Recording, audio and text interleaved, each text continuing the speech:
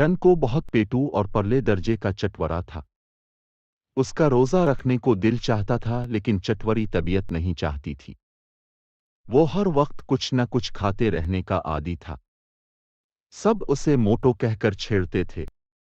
वो जब सुबह सोकर उठता सब रोजे से होते, लेकिन वो उठते ही शोर मचा देता।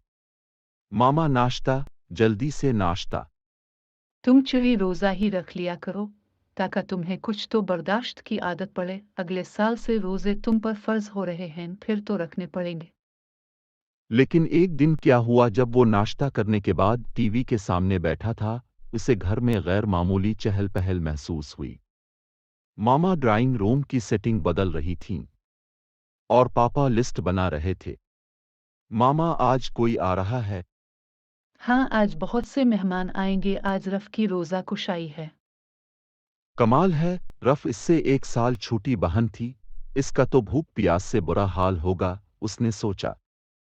लेकिन जब वो रफ के कमरे में गया तो हैरान रह गया। वो सुकून से बैठी सिपारा पढ़ रही थी। शाम को इफ्तारी में खूब रौनक थी, सब आए हुए थे। सब ने रफ को खूबसूरत गिफ्ट दिए, खिलौने, कपड़े, पैसे। रफ के पास इतनी चीजें देखकर टन को खूब लिलचाया। उसने तहैया कर लिया कि वो भी रोजा रखेगा। मुकम्मल रोजा रखूंगा तो रोजा कुशाई का फंक्शन करेंगी। जरूर। अब जनाब टनको ने रोजा रख लिया। दिन के 12 बज गए। टनको अभी तक साबित कदम था। टनको को याद था कि रफ ने चॉकलेट का डब्बा अलमारी में रखा था। वो दबे पांव अलमारी की तरफ बढ़ा, डब्बा निकाला। चॉकलेट देखते इसके मुंह में पानी आ गया और मुंह में भर ली। आपी के मोबाइल फोन का अलार्म बजने लगा। टनको को भागने का मौका ना मिल सका। वो रंगे हाथों पकड़ा गया था, बहुत शर्मिंदा हो रहा था। अब तो घर भर को उसकी हरकत का पता चल गया था। आपी और रफ टनको का मजाक उड़ा रही थीं, लेकिन मामा और पापा टनको से बात नहीं कर रहे थे, सख्त नाराज थे।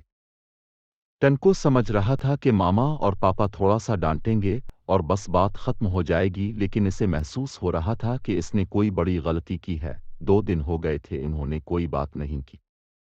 अब टनको बहुत उदास हो गया तो वो रोने लगा। मामा सॉरी, मामा सॉरी, प्लीज मुआफ कर दें और मुझसे बोलें। मुआफ़ी अल्लाह ताला से मांगो। रोज़ा सिर्फ अल्लाह के लिए होता है। जब कोई नहीं देख रहा होता, अल्लाह इस वक्त भी देख रहा होता है।